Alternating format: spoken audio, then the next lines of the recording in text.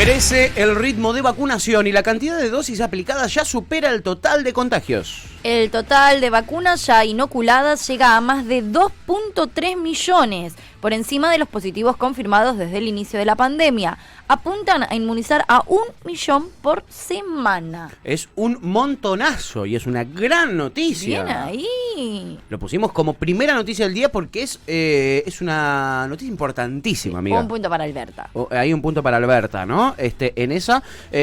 Bueno, sobresale en este contexto la provincia de Buenos Aires, que tiene más de 50.000 aplicaciones diarias. Es la provincia que más funcionando tiene su plan de vacunación. Y digámoslo, muy bien organizada. Sí, ¿no? La verdad que la provincia está muy bien organizada con el sistema de vacunación. Sí, es verdad. Sabés que en provincia se han vacunado mi tía y mi prima, que es joven, pero es de riesgo. Tiene padecimientos previos que le hacen ser de riesgo. Están vacunando a muchos asmátiques. Sí, mi prima es asmática, entre otras cosas. Muchos asmáticos. Laurita, que le mando un abrazo enorme, y que fue vacunada en perfectas condiciones. La verdad estaba muy contenta ella con cómo fue todo, así que bienvenido sea. Sí. Todavía no conozco a nadie en la ciudad de Buenos Aires que se haya vacunado así cercano. No. Pero apenas lo tenga lo estaremos comentando también. Bueno, en fin, lo que tuvimos en la Argentina en la última jornada hábil de la semana, que es el viernes, tuvimos el récord de casi 200.000 vacunas aplicadas en ese día, mientras ayer se informaron 6.278 personas contagiadas ayer domingo. Así que nada, es un número bastante alto.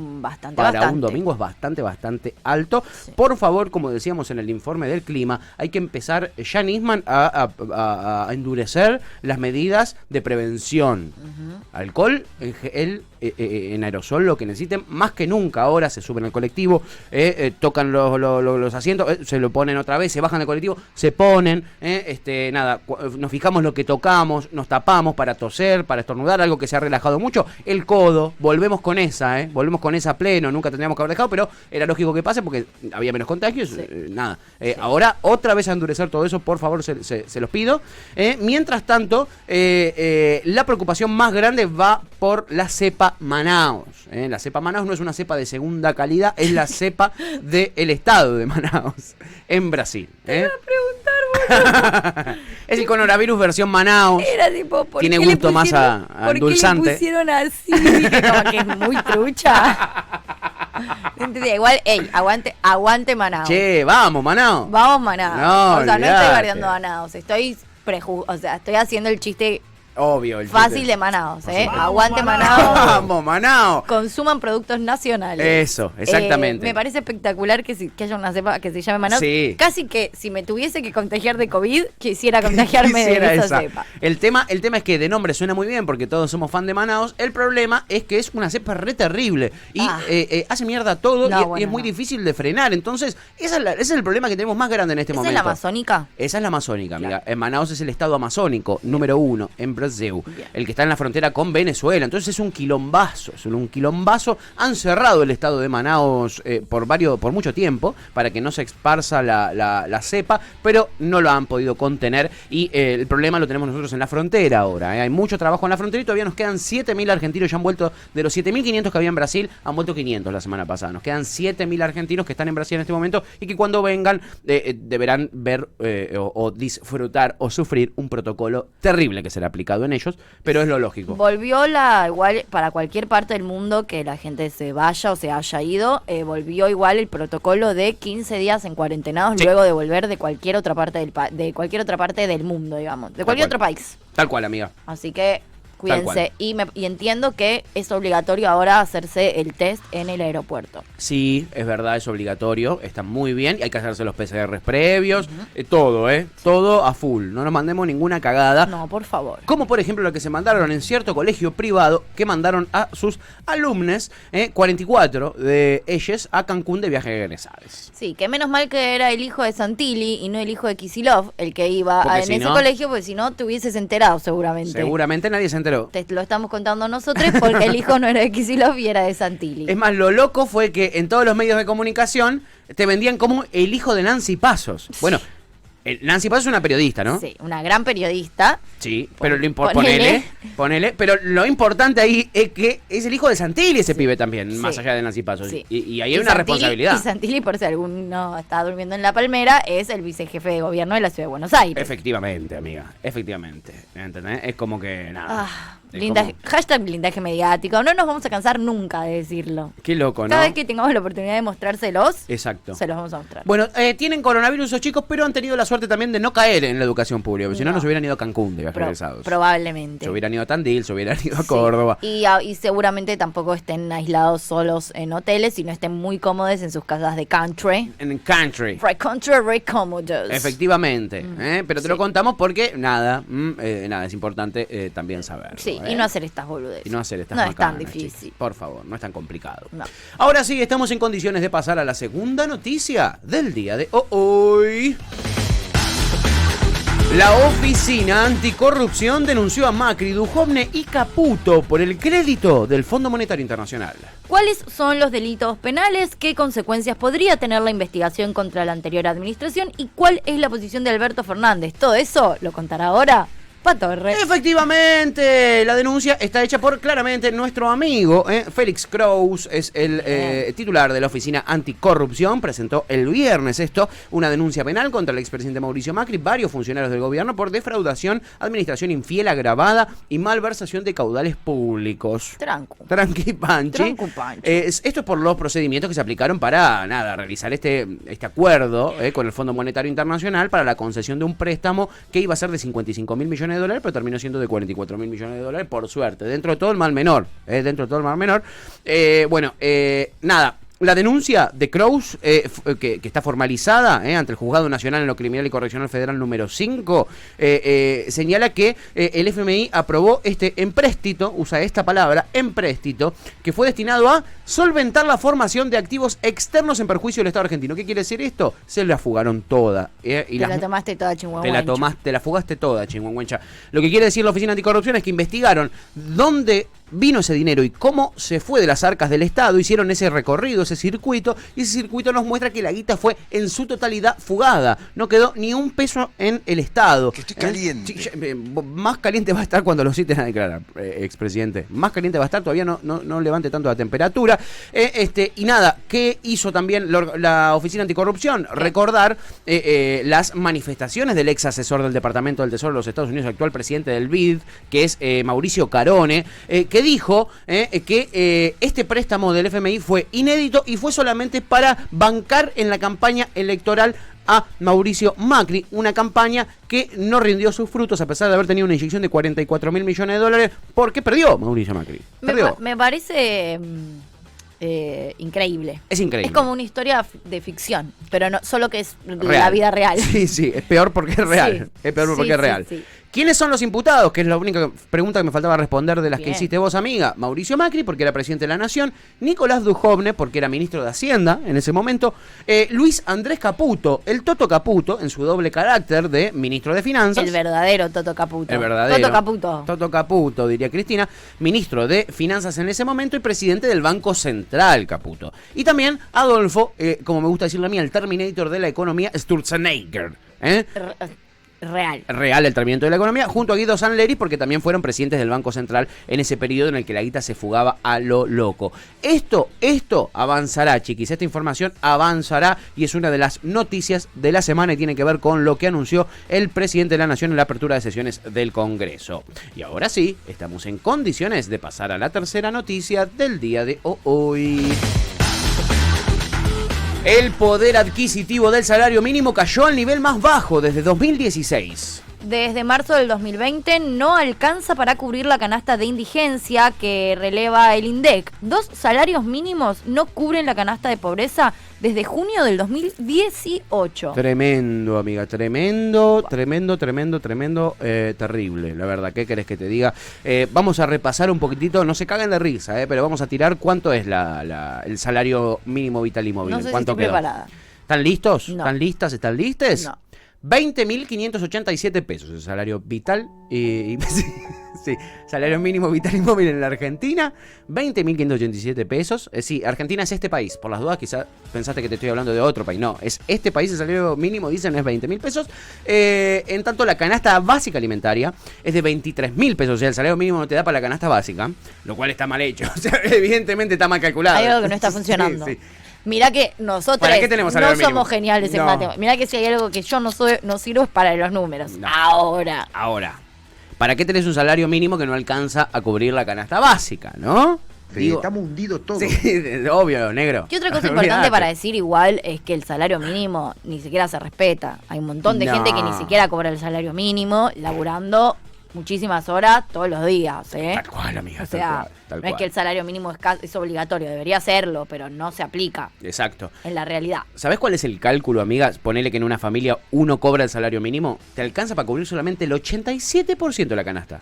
De indigencia estamos hablando, ¿eh? No la canasta de pobreza, ni siquiera de pobreza, de indigencia. Con el salario mínimo no te alcanza para cubrir la canasta de indigencia, boludo. Es tremenda la situación en la que estamos y a todo esto siguen aumentando los precios de todo. Igual creo que cualquier persona que vive sola, si te dicen que cobras 20.000 pesos, medio que te cagás de risa, porque cualquier persona viviendo sola sabe que no puede mantenerse con eso. Imagínate una familia. Imagínate una familia. Imagínate, ¿no? Imagínate. No hay manera. La verdad es que no hay manera, y esto lo que hace, toda esta información que estamos dando, achica un poco el margen que tienen estas mesas de diálogo que estuvo armando el gobierno nacional con la mesa de la carne, ¿se acuerdan? La mesa del trigo, la mesa de las verduras, la mesa de lo que sea, achica mucho ese margen, porque ¿para qué nos juntamos?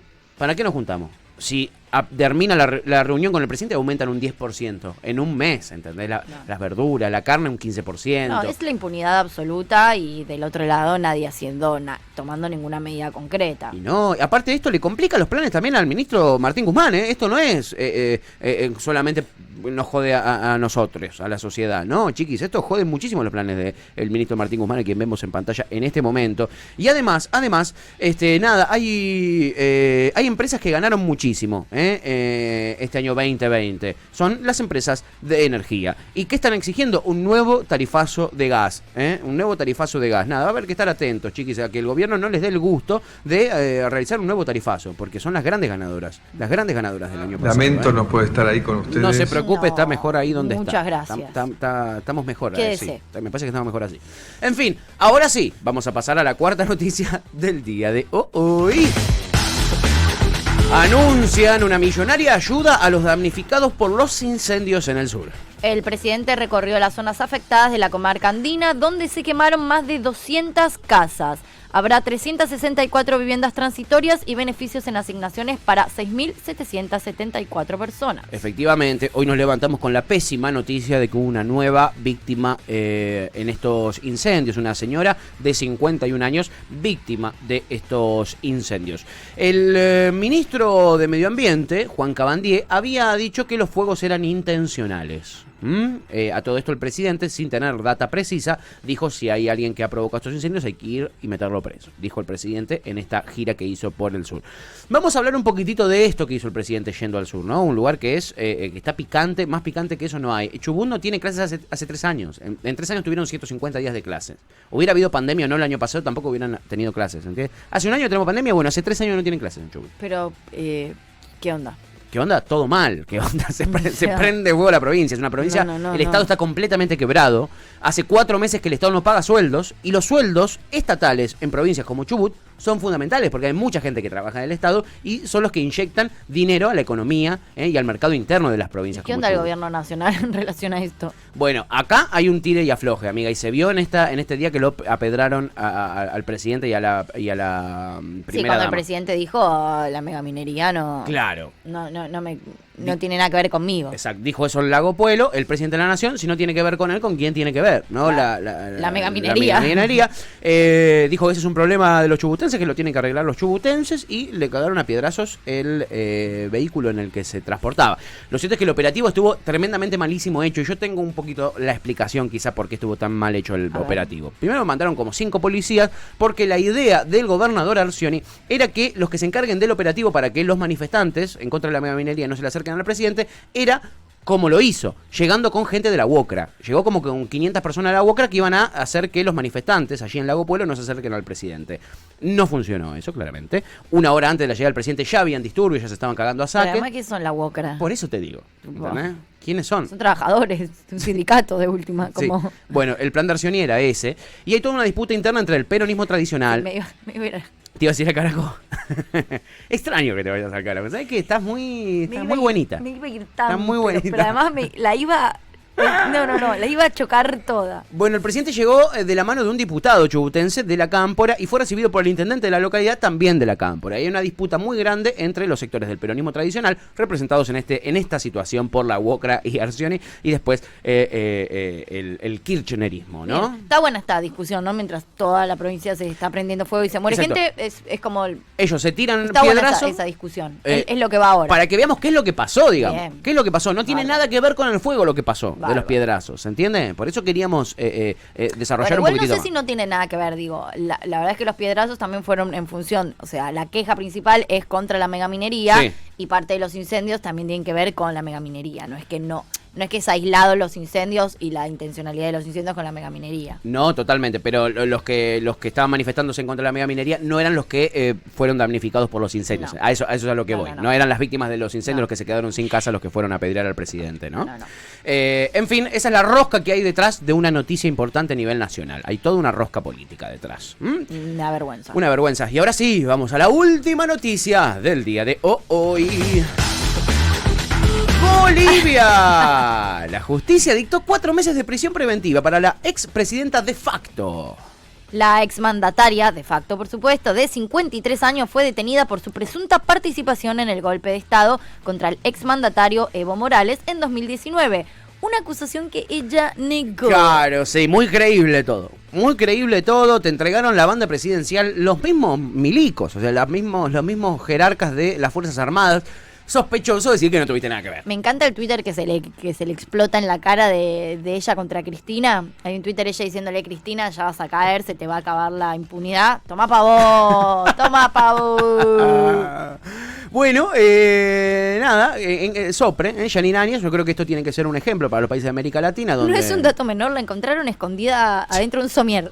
O sea, está escondida ella, ¿entendés? Sí, totalmente. Estaba escondida dentro de un somier. Adentro de un somier, no es que me escondí en el baño. Está escondida dentro de un somier. Total. Tiene un montón de cosas que explicar Janine Áñez, no solo el golpe de Estado, chiquis, y luego ella asumiendo como presidenta sin el aval de nadie más que de los milicos, sino además lo que hizo en su presidencia de facto, que supuestamente iba a ser de transición un par de meses, terminó siendo mucho más larga y tomó decisiones importantísimas para el futuro del país, como endeudarse y cómo ceder recursos naturales a multinacionales y organismos extranjeros. Así que fue un desastre, una barbaridad que no podemos permitir nunca más en nuestro continente. Ojalá se haga justicia en este caso. Sí, gran noticia igual. Por lo pronto volvió la democracia a Bolivia. Eso nos alegra. Y Janine Áñez está detenida. Y ella está detenida. Y esas fotos son un placer de ver. Efectivamente. 11:18 de la mañana. Con esto culminamos el bloque informativo del día de hoy. Igual habrá muchísima más información. Vamos a rosquear políticamente con los chicos de Proyección. Si tenemos tiempo, la tuta nos va a hablar de Mariel Franco, chiquis. Sí, y si no, simplemente conmemorarla y recordar. Ayer se cumplió otro aniversario de su asesinato. Nada, importante después hacer muy breve, contar quién fue Mariel Franco y por qué la asesinaron. Es algo que tiene mucho que ver con la situación en Brasil. O sea, acá hay perseguidos políticos y lo sabemos, en Brasil es sanguinaria la situación. Lo hemos visto y hemos hablado la semana pasada del caso de Lula. Tal cual. Bueno, con Mariel Franco fue aún peor, primero porque era mujer, porque era negra, porque era bisexual y bueno, y no terminó presa, sino terminó asesinada. Asesinada, no presa, claro, amiga. Es otra gravedad, ¿no? En fin, vamos a hablar de eso también.